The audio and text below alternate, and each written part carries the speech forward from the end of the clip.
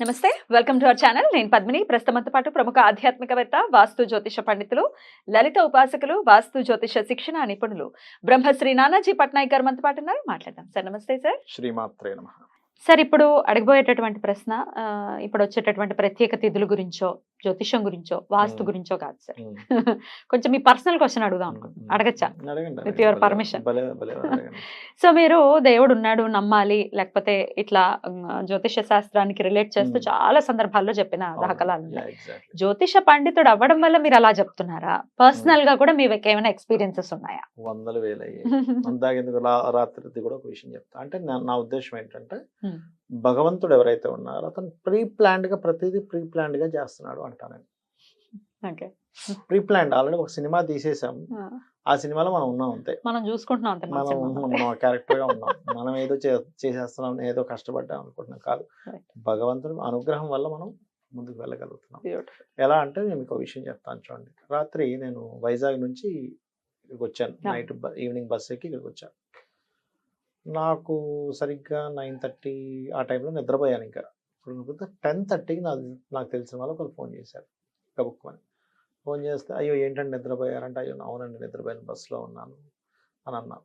నాకు అసలు సెకండ్స్లో నిద్ర వచ్చేస్తుందమ్మా. నాకు అసలు ఎంత ఫాస్ట్గా నిద్ర వస్తుందంటే, ఈ క్షణం ఇక్కడ పడుకోండి అంటే ఇలా నిద్రపోతాను, స్పాట్లో నిద్ర వెళ్ళిపోతాను. నిద్ర రాదు నాకు, అంత ప్రశాంతంగా ఉంటుంది నాకు మైండ్ ఎప్పుడు కూడా. అయితే వాళ్ళు ఫోన్ చేశారు, అవునండి అన్నాను. ఒక 2 minutes మాట్లాడి పెట్టేసిన తర్వాత ఇంక తెలివి వచ్చేసింది కదా. బస్సు ఆగింది అక్కడే, సమ్ ఫుడ్ కోసం దేనికోసం ఆపాడు అక్కడ. అరే 10:30 అయింది, సరే ఆపాడు కదా, కిందకి వెళ్ళి ఒకసారి అట్లా వెళ్ళేసి వద్దాంలే అని కిందకి వెళ్ళాక, నేను న్యాచురల్గా నైట్ టైం తినను, మార్నింగ్ మధ్యాహ్నమే తింటాం. నైట్ టైం మరీ అంటే ఒక ఫ్రూట్ తీసుకుంటాను, అంత తీసుకోను. ఫ్రూట్స్ ఏమైనా ఉన్నాయేమో చూడడానికి వెళ్ళాం, ఏమీ లేవు. కానీ ఎక్కడో చిన్న ఆకలేస్తుంది. సరే ఒక పని చేద్దాము, ఒక టీ తీసుకొని బిస్కెట్ ప్యాకెట్ ఒకటి కొనుక్కున్నాను. మేరీ బిస్కెట్ ప్యాకెట్ ఇంత ఉంది, తీసుకొని 4 బిస్కెట్లు తిన్నాక చాలా అనిపించింది. చూస్తే ఒక కుక్క ఫుడ్ కోసం వెతుకుతుంది. అది ఎన్ని రోజుల నుంచో ఫుడ్ లేనట్టు ఉందో ఏదో, మొత్తం మీద నాకు అర్థం కాలేదు. అది ఒక రకమైన దీనస్థితిలో ఉంది. దానికి వెళ్ళి బిస్కెట్స్ అన్నీ వేసేసాక నాకు అప్పుడు అనిపించింది, ఈ కుక్కకి బిస్కెట్ వేయడానికి దేవుడి యొక్క ప్రణాళిక వాళ్ళతో ఫోన్ చేయించాడు అనిపించింది. మిమ్మల్ని నిద్ర లేపుతాడు. ఆ కుక్క యొక్క ఆకలిని కూడా భగవంతుడు వింటాడు. లేకపోతే వాళ్ళు ఎందుకు ఫోన్ చేయాలి? నేను ఎందుకు నిద్ర లేవాలి? సార్ నిద్ర లేచిన వెంటనే పడుకోవచ్చు కదా. నిద్ర లేచిన లేకుండా మళ్ళీ కిందకి వెళ్ళా, బస్సు ఆగుంది కదా, అక్కడికి వెళ్ళి చూసా.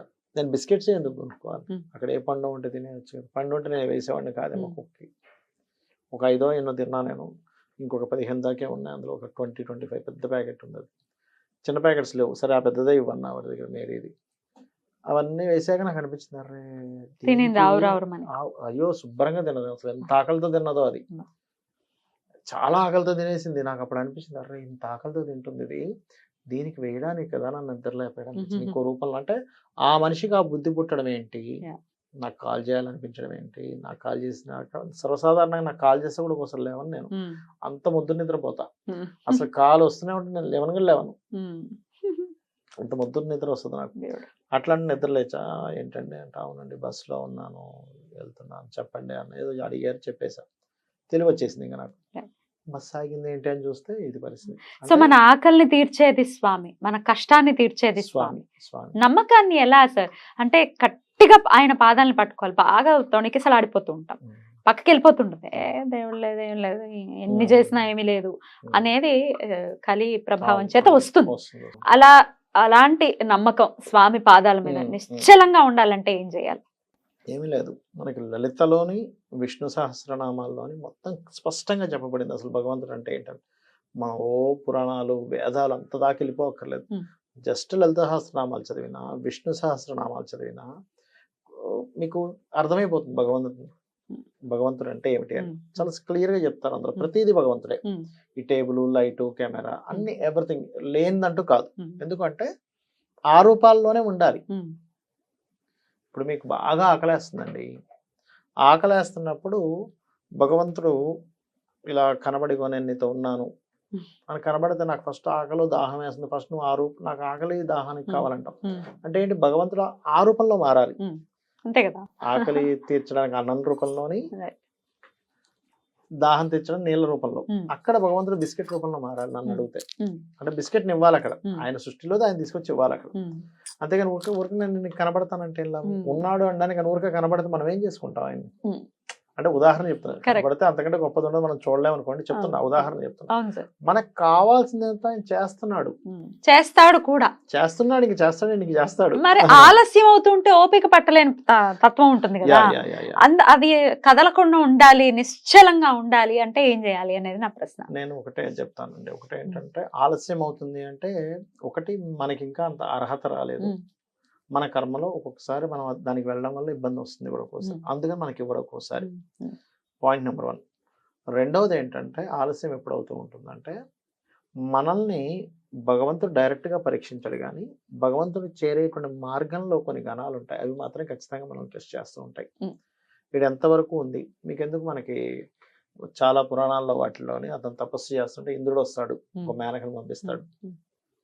భగవంతుడు ఎప్పుడు డైరెక్ట్ వచ్చి టెస్టింగ్ ఏం చేయడు, డైరెక్ట్ ప్రత్యక్షం అవుతాడు భగవంతుడు మీరు గనక అంత స్థాయికి వెళ్తే. కానీ మధ్యలో వాళ్ళు మాత్రం ఇతను ఎంత ఉందో చూద్దాం, భంగం చేద్దాం అని ఎట్లా ఉంటుందో అలాగే కొన్ని నెగటివ్ ఫోర్సెస్ మనకు తెలియకుండానే మనల్ని ఆపుతూ ఉంటాయి.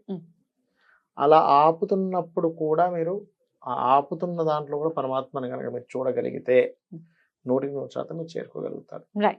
ఒక్క నామం పట్టుకోవాలి, ఇది పట్టుకోండి ఖచ్చితంగా మార్పు ఉంటుంది జీవితంలో అంటే మీ క్లయింట్స్కి అయితే మీరు ఏం చెప్తారు?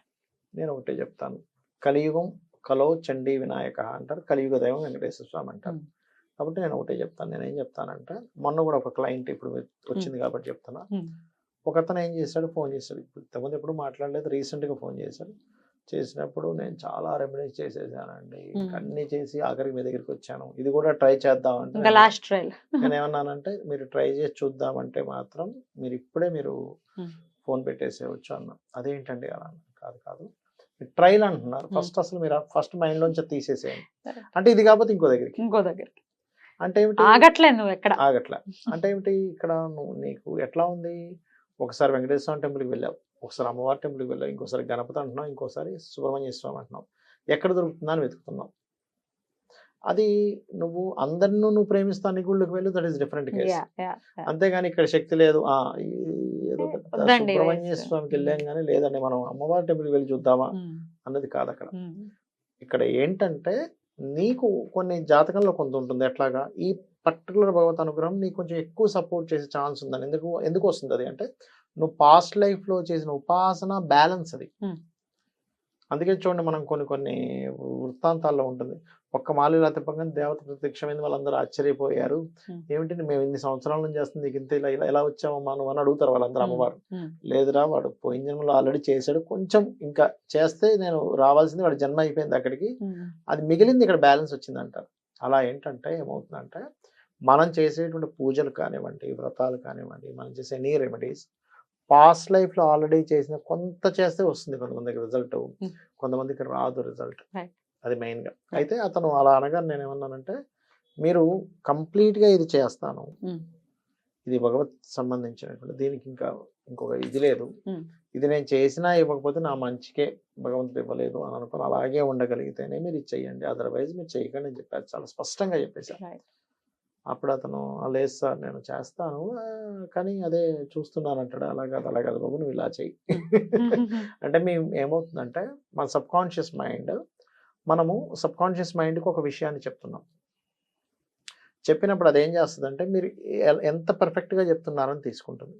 నేను ఇది చేస్తున్నాను, అమ్మవారి పాదాలు పట్టుకున్నాను, నాకు అవుతుంది, నాకు అమ్మే చూసుకుంటుంది, నమ్మకం ఉంచాలి. అంటే అది ఎలా ఉంటుందంటే చంటి పిల్లవాడు ఒళ్ళో పిల్లవాడు ఉంటారు చూసారా, ఆ పిల్లవాడు నాకు అమ్మ పొద్దున్నే లేచిన తర్వాత బ్రష్ చేయిస్తుందో లేదో, స్నానం పెడుతుందో లేదో, పాలు పెడుతుందో లేదో అని అనుకుంటాడు. అసలు అనుకుంటే ఎంత నవ్వుకుంటాం, ఎంత హాస్యాస్పదంగా ఉంటుంది. అంతే కదా, తీరు కూడా అలాంటిదే. మనం కూడా ఏంటంటే ఈ విశ్వం, ఈ ప్రకృతి అనేటువంటి అమ్మవారి ఒళ్ళో మనం ఉన్నాము, అమ్మవారు ఉందా లేదా, అమ్మ ఉందా లేదా, ఇది నిజంగా అవుతుందా లేదా, కష్టం తీరుస్తుందా లేదా, ఇలాంటివన్నీ అనుకుంటున్నాం. మన పని మనం చేసుకుంటూ కష్టపడుతూ చక్కగా మన ధర్మం మనం చేసుకుంటూ అమ్మవారి పాదాలు పట్టుకుంటూ వెళ్తే అమ్మవారే మొత్తం చూసుకుంటుంది, సమస్య లేదు. ఇంకా అందులో సెకండ్ థాట్ అనేది లేదు. ఈ వేదం ఒకటే మాట చెప్తుంది, మీకు రెండోది ఏదో ఉంది అన్నప్పుడు భయం మొదలవుతుంది. రైట్ బాబు రెండోది ఏం లేదు, ప్రశాంతంగా ఉండండి. ఒకటే. కొన్ని వీడియోస్ సార్ యూట్యూబ్ లో కదిలించేస్తూ ఉంటాయి. ఒక పెద్ద ఆవిడ, ఒక చిన్న చెప్పచ్చా, ఒక పెద్ద ఆవిడ మొత్తం ఒక 20 మంది వరకు ఉన్నారు. ఆవిడ సంతానం, అంటే సంతానం ఒక కొంతమంది ఉంటే మనవలు, ముని మనవలు అందరూ వదిలేశారు. ఎవరు లేరు, ఒక్కతే ఉంటుంది. ఒక్కతే ఉంటుంది. భర్త కూడా చనిపోతే ఒక చిన్న ఇంట్లో ఉంటుంది. ఆవిడ ఎవరో ఇంటర్వ్యూ చేస్తూ ఉంటే చూసాను అనమాట. ఆవిడ ఎంత ఇన్స్పైర్ చేసిందంటే, ఏమీ లేకపోయినా ఆవిడ చేసే డైలీ రొటీన్ ఏంటంటే డైలీ భగవత్ ఆరాధన చేస్తాం. నన్ను ఇంత దూరం చేసావు, నేను నీకు పూజ చేయడం ఏంటి అన్న మాట ఆవిడ నోట్లో నుంచి రాలా. ప్రతిరోజు ఆవిడకున్న దాంట్లో ఒక అరటిపండు తీసుకెళ్లి గుడికి వెళ్ళి నైవేద్యం పెట్టి అదే తింటున్నట్ట. ఇది కదా జీవన విధానం అంటే. కష్టం ఇచ్చాడని వదిలేస్తే ఇప్పుడు అసలు చాలా దూరం అయిపోయారంటే ఎలా ఉంటుందంటే, ఒక జర్నీ అండి ఇది. ఈ బస్ అనే జర్నీలో మనతో పాటు వేరే ప్యాసింజర్స్ కూడా ఎక్కారు. ఆ కాసేపు జర్నీ జరిగింది, ఎవరికి వాళ్ళు వెళ్ళిపోతారు అంతే. ఇది అంతే. ఈ జర్నీలో మనతో పాటు ఫ్యామిలీ మెంబర్స్ గా వస్తారు, ఒక జర్నీ జరుగుతుంది, ఎవరికి వాళ్ళు వెళ్ళిపోతారు, వేరే వేరే లైఫ్స్ లోకి వెళ్ళిపోతారు. మనం ఒంటరే, అదే అర్థం చేసుకోగలగాలి. మనం ఒంటరి వాళ్ళమే. మనం ఒంటరి, కానీ మనలో అమ్మవారు ఉన్నారు. భౌతికంగా మాత్రం ఒంటరి వాళ్ళమే, అంతేనా? దాన్ని యాక్సెప్ట్ చేయాలి. నమ్మకాన్ని కోల్పోతుంటే బాధ అనిపిస్తుంది. అరే భగవంతుడి మీద నమ్మకం కోల్పోతే ఇంకేంటి అసలు? ఫస్ట్ ఆఫ్ ఆల్ ఏంటంటే, ఎందుకు నమ్మకం కోల్పోతాడు మనిషి అంటే, దాని మీద ప్రయోగాలు చేస్తూ ఉంటాడండి. అంటే ఇన్నిసార్లు ఇచ్చింది, మరి ఇప్పుడు ఎందుకు ఇవ్వలేదు, అత్యాశ కూడా ఉంటుంది. అత్యాశ ఉంటుంది. ఇన్నిసార్లు నాకు ఫలితం వచ్చింది, ఈసారి మాత్రం నాకు ఎందుకు ఫలితం రాలేదు. అసలు మన శాస్త్రాల్లోనే ఉంది, నువ్వు ఫలితం కోసం చూడద్దు, నువ్వు నీ పని చేసుకుంటూ పో. ఫలితం యొక్క క్యాలిక్యులేషన్స్ నాకు వదిలేయి, నీకు ఎక్కడ ఇవ్వాలో ఎప్పుడు ఇవ్వాలో నాకు తెలుసు, చూసుకుంటా. ఇది డెఫినెట్ గా మోటివేట్ చేస్తుంది చాలా. అంటే భగవత్ ఆరాధన విషయంలో రకరకాల వైక్లభ్యాలు వస్తే వాటి నుంచి బయటపడాలి. అలా బయటపడాలంటే మీరు అన్నట్టుగా అమ్మవారి అనుగ్రహం కూడా ఉండాలి. ప్రతిదీ అమ్మవారి అనుగ్రహమే అనుకోవాలి. బ్యాడ్ జరిగితే అదేదో బ్యాడ్ అని, గుడ్ జరిగితే అమ్మవారి అనుగ్రహం అనుకుంటే నీకు భగవంతుడు ఒక విశ్వం, అంటే ఈ సృష్టికి అతను సృష్టించిన క్యారెక్టర్స్ నీకు అర్థం కాలేదు అర్థం కాలేదు.